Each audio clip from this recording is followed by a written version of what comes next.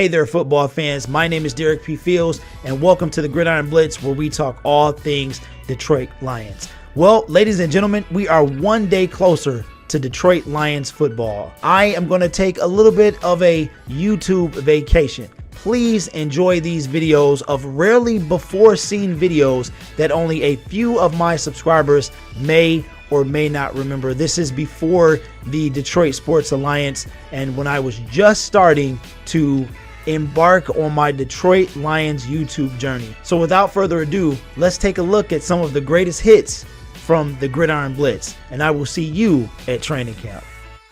Holy grail.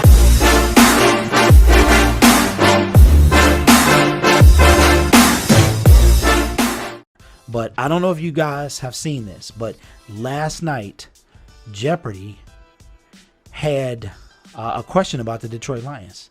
Let's take a look at it. Let's do predictions by 2030 for 600, please. As of 2018, this NFC North team had never even made the Super Bowl, much less won it. But by 2030, gotta happen, right? Jay? Who are the Detroit Lions? Yes. So here it is. Jeopardy completely clowns the Detroit Lions. As you can see, even Jeopardy, the Detroit Lions are a joke. They've been since 1957. They've had glimmers of hope. Now, I don't want to seem like that I am just destroying them, but part of me is just I don't know. I'm feeling like I'm kind of drifting away from them. Not necessarily looking for a new team, but to get involved in any sport, any commit to anything over and over and over. Years and years and years of disappointment. And after all, it's just a game, right? But I want to ask you guys in YouTube land, what do you take this comment as? The Detroit Lions were just, what are the Detroit Lions? That was, and Alex Trebek, his I don't know, like his demeanor and the way he said that is correct or whatever he said, it was kind of like, I don't know. It just was, I don't know. I took it real personal. I took it, even though I don't know these people on the team. I don't play this game, but I took it real personal. Like, man, we are the laughing stock of all sports.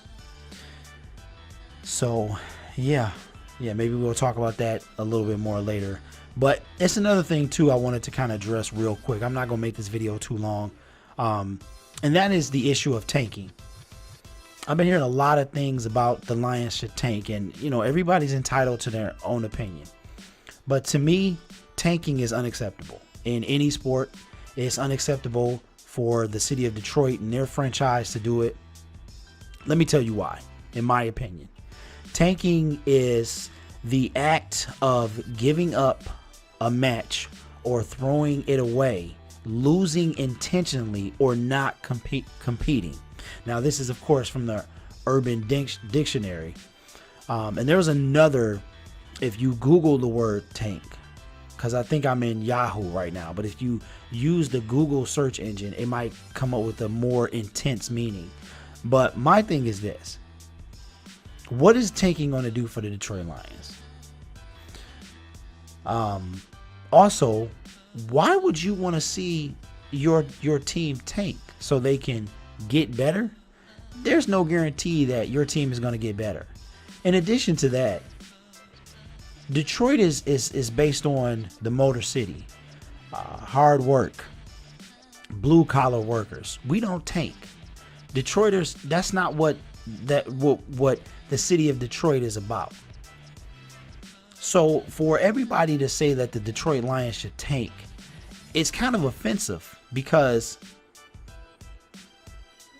this is a professional sports team that I want to now, I get mad for losing, right? I get disappointed, but I want them to go lose on purpose so they can ensure a higher draft pick to potentially do better in years to come. That's not what the city of Detroit is all about. And once again, everybody's entitled to their own opinion. But that's not what the city of Detroit is all about. Not at all. What does that say if your team tanks? They're intentionally losing. They're not even putting forth the effort. Now, do they need to play Matthew Stafford or do they need to play their top tier first string? Absolutely not. Matthew Stafford should sit. I don't care that he got all that money. Season is done. If we're going to use him for next season, he's done. Let Matt Castle play. Let Jake Ruddock play, whatever. Throw the third, fourth string, second and third string in there.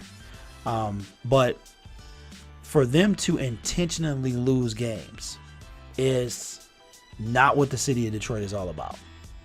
And to be honest with you, we've proven over the last 10 or 15 years that no matter what draft pick the Detroit Lions get, it's not going to matter. So if you think that the Lions should tank to ensure more success for next season, I think that you're mistaken. Once again, this is just my opinion. But it's been going around. I've never heard the word tank so much regarding an NFL team as I have heard this season about the Detroit Lions. It's not acceptable. There is absolutely no... I would not want to watch a football team that tanked the previous year to ensure success. You know how they get success? Hard work, strategy.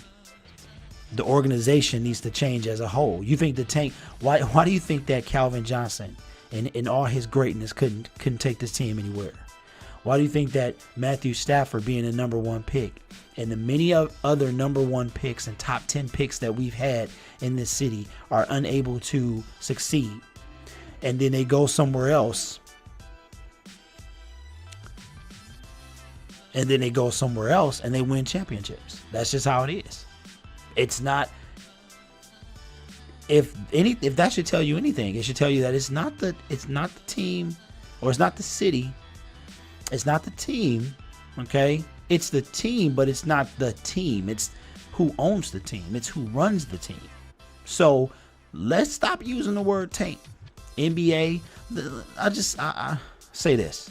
The Detroit Pistons. Remember the Detroit Pistons after Joe D, Isaiah Thomas, and the Bad Boys, they were done, right? So Isaiah Thomas, everybody, those Detroit Pistons start to leave, right? So then what happens? We start to rebuild. We get the ugly teal jerseys. Grant Hill comes in. He can't do it all by himself. Jerry Stackhouse comes in. He can't do it all by himself. Next thing you know, after years and years of being at the bottom in the cellar, we start to come up. Oh, we start making the playoffs. Oh, we start moving up in seeds. Oh, early 2000s come. We're getting there. 2004 through 2008, the Pistons dominated. They really did. They should have won the title in 2005. One bad defensive play away from winning a back-to-back title, and then from there it was kind of downhill. But what did they do? They built a team like the Lions have been doing for decades. But the common denominator with the Detroit Lions is the Ford organization. Just saying. So you think that tanking is the answer? I think you're mistaken. But once again, that is just my opinion. I am quite tired of hearing it. I don't want to. There's no way I'm gonna support a team that tanks. That's it. If you lose regularly and you're trying, I'm not gonna support you because you're not trying. And then what are you gonna show me? Even if I did support you, is that going to guarantee that next year you're going to win a championship? You're going to go to a Super Bowl? You're going to win a Super Bowl? I don't think so. So let's stop throwing that word for any of the city of Detroit's professional teams. I don't think anybody should tank. That's just my opinion. I think tank is kind of one of them hot topic things. It's something to talk about. But I've been hearing it a lot like, it's a lost season. But for some reason this year, it's been kind of all over the place. Maybe it's because of Matthew Stafford's giant contract. I don't know what it is, but Barry Sanders left this team because he was done. He was tired of losing. Calvin Johnson had to get money back because he was tired of losing. And I saw something on TMZ like he's never, ever playing football again for any team. So the Detroit Lions just sapped all the energy, all the love and the drive out of that man, that he was willing to give money back in order not to play for this organization. So if that doesn't tell you anything, two major superstars who had fuel in a tank decide to leave rather than to play for the Detroit Lions. So anyway, guys, it's Derek P. Fields. Thank you so much for watching. We'll see what we got in store for this weekend with the game. I'm going to tell you what. I did say I wasn't going to watch the game, but 3,000 views, I don't know, guys. Let me know if you want me to watch it, because I'm willing to watch it for 3,000 views. You guys obviously are interested in something. So, but as far as, you know, I might just catch the highlights or something like that, or do a post-game show, not having seen it, maybe watch some highlights, stuff like that. But I really do appreciate talking to you guys and making these videos. So I hope you guys like them, and I look forward to talking to y'all later. So it's late, I'm tired, I don't know if you can tell, but I am exhausted. So I'm gonna try and get this video out as soon as possible, and I will talk to you guys later. So Derek P. Fields is out. Stop talking about tanking. Peace.